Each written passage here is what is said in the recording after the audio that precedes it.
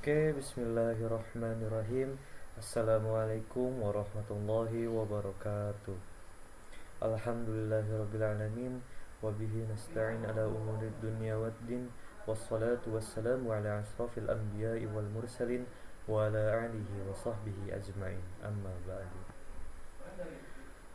Oke, terima kasih. Sebelumnya izinkan saya memperkenalkan diri terlebih dahulu.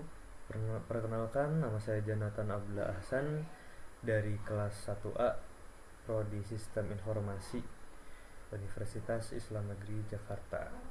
Oke, jadi di sini saya akan menjelaskan tutorial cara membuat SLR atau Studi Literatur Review. Sebelumnya kita harus tahu apa itu SLR. Mulai dari definisi SLR. Studi literatur review adalah metode penelitian yang dilakukan dengan meninjau, menganalisis, dan merangkum berbagai sumber literatur yang relevan dengan topik atau masalah yang sedang diteliti. Tujuannya adalah untuk memahami penelitian yang telah ada, mengidentifikasi celah penelitian, serta memberikan landasan teoritis atau konteks untuk penelitian baru. Lanjut ke langkah-langkahnya dalam membuat SLR. Jadi sebelum lanjut ke langkah-langkahnya, jadi di sini kita harus tahu dulu untuk membuat yang namanya nge-review jurnal. Jadi di sini saya mereview 5 jurnal yang berkaitan dengan tema yang sama. Kenapa? Supaya nanti judul yang kita buat di SLR ini bisa selaras dengan apa yang kita review di jurnal-jurnal ini. Kayak di sini kan menentukan tema. Di sini saya mengambil temanya ujian online. Nah, di ujian online ini muncullah dari tema ujian online, kita tentukan judul dari SLR ini, dari beberapa judul yang sudah kita review, dari judul-judul jurnal yang sudah kita review.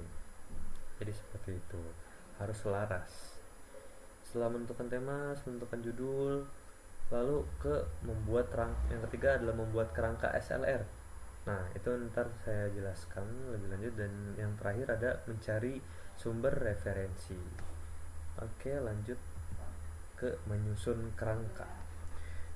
Nah, ini susunan kerangkanya di sini ada, yang pertama ada abstrak. Kita harus tahu dulu nih, apa itu abstrak. Abstrak itu adalah merupakan ringkasan keseluruhan penelitian yang meliputi latar belakang, tujuan, metode, hasil, dan kesimpulan dalam bentuk singkat dan jelas. Selanjutnya, setelah abstrak ada pendahuluan. Pendahuluan berisi alasan melakukan penelitian atau latar belakang dari penelitian, rumusan masalah dan tujuan penelitian, bagian dari latar belakang, hipotesis kalau ada, dan konsep teori yang digunakan dalam penelitian. Jumlah halamannya artikel maksimal 8 sampai 11 halaman. Di sini ada metode. Apa sih itu metode? Yaitu cara atau langkah-langkah sistematis yang digunakan untuk mencapai suatu tujuan atau memecahkan masalah dalam berbagai konteks. Metode memiliki arti yang spesifik sesuai dengan bidang yang dibahas, namun prinsip dasarnya tetap sama. Metode adalah rencana atau prosedur yang terorganisir untuk melakukan sesuatu. Setelah metode ada hasil, dan hasil di sini adalah hasil penelitian diungkapkan secara jelas dan luas menggunakan kalimat sederhana. Setelah memaparkan hasil, memberikan diskusi terkait dengan hasil dan konsep teori yang digunakan. Di sini ada pembahasan, berisi bahasan hasil penelitian yang sesuai dengan tujuan penelitian dan dasar teori dari penelitian terdahulu. Ini sama ya, sama yang tadi sudah dijelaskan. Sama di sini ada simpulan. Kesimpulan adalah jawaban atas hipotesis atau judul yang diajukan. Kesimpulan harus didasari fakta yang ditemukan serta implikasinya perlu dikemukakan untuk memperjelas manfaat yang dihasilkan. Dan yang terakhir ada daftar pustaka. Nah, daftar pustaka berisi daftar sumber referensi atau rujukan yang digunakan oleh penulis untuk mendukung argumen, fakta, atau informasi yang disajikan dalam karya tersebut. Oke, setelah kita tahu ini semua, kita lanjut ke contohnya. Nah, oh iya, maaf, sebelum ke SLR kita harus tahu dulu ini yang tadi saya sudah jelaskan. Sebelum kita lanjut ke SLR, kita diperintahkan untuk review jurnal. Di sini review dari 5 jurnal. Nah, yang tadi saya juga sudah jelaskan, di sini harus berkaitan dengan tema. Jadi jangan ada yang di luar dari tema, soalnya nanti buat ke SLR jadi susah karena tidak selaras. Kayak misalkan tema yang saya ambil kan ujian online. Nah, maka di sini saya nyari judul jurnal yang harus saya review adalah misalkan seperti ini judulnya. Aplikasi sistem ujian berbasis web dan mobile pada SMK Perintis, Kabupaten Bandung, Provinsi Jawa Barat.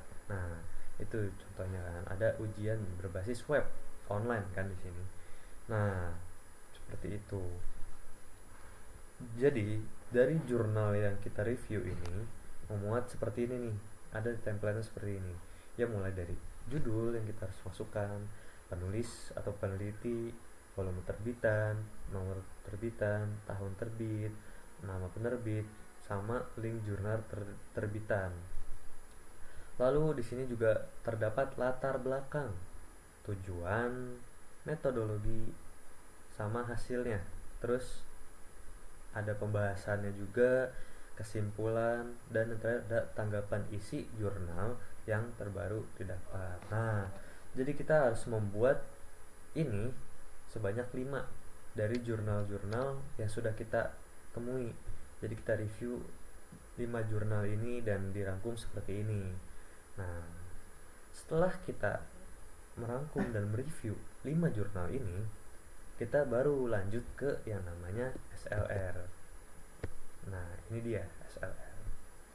Di sini juga udah ada tersedia ya template-nya, banyak juga di Google, bisa dicari nanti. Nah, mulai dari judul. Nah, setelah kita ini kan tadi kan ada di sini penentuan judul ya.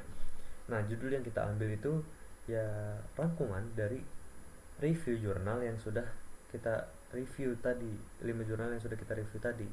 Nah, ini mencakup seperti ini tadi, yang judul yang saya ambil itu adalah perancangan sistem informasi ujian online berbasis web dan mobile untuk meningkatkan efisiensi ujian di sekolah. Nah, seperti itu. Nah, mulai dari masukkan nama, saya menyertakan dosen pembimbing saya, jurusan, NIM, univ, email mahasiswa, sama email dosen saya, seperti itu. Lanjut ke abstrak. Nah, di sini abstrak dibagi jadi 2. Ada yang menggunakan bahasa Inggris dan bahasa Indonesia.